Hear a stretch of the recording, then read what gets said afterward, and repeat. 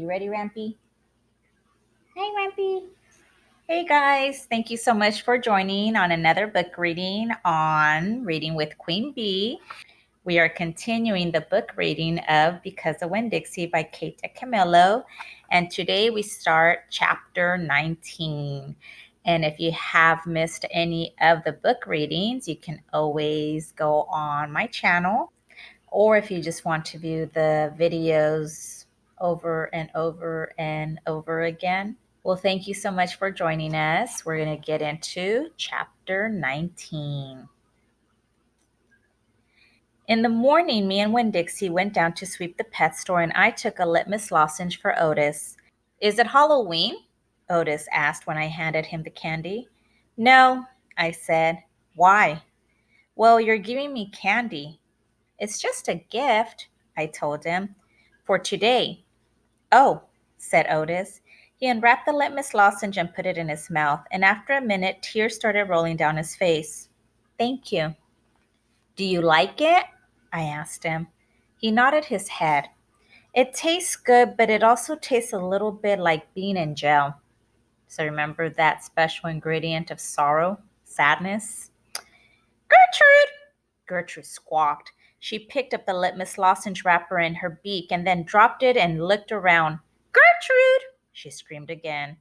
You can't have any, I told her. It's not for birds.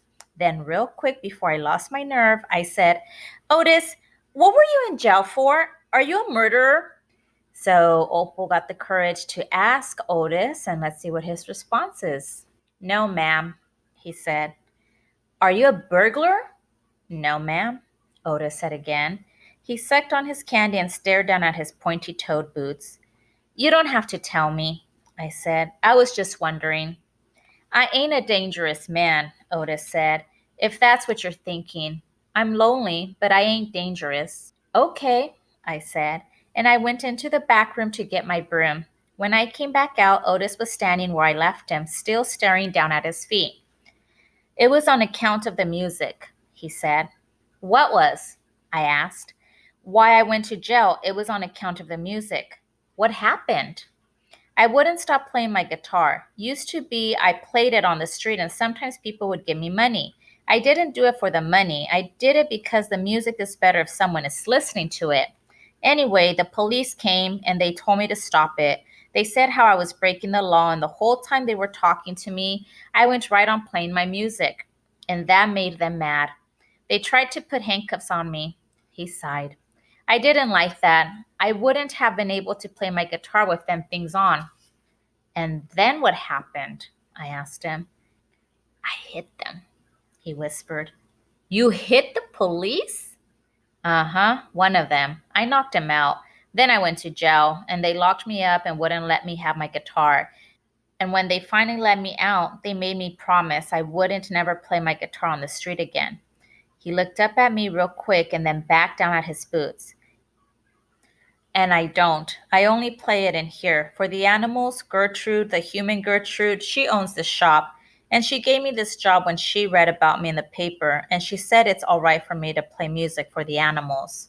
Oh, well, that was really nice of her to give Otis the job, and how his talent that got him in trouble is actually helping Gertrude, the pet shop owner, to calm down her animals.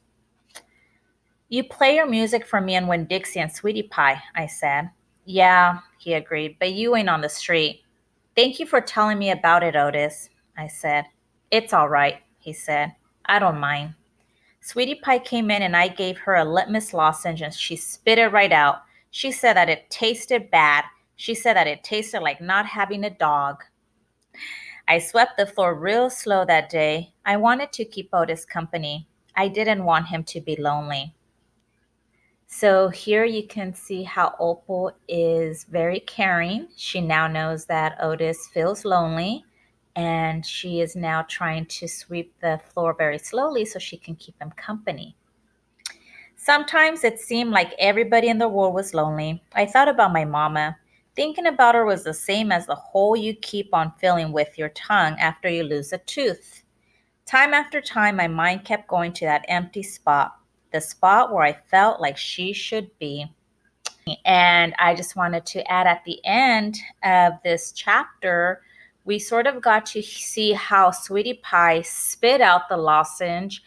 I'm not sure if you remember, in one of the chapters, Miss Franny Block did say that children never really got to taste that sorrow.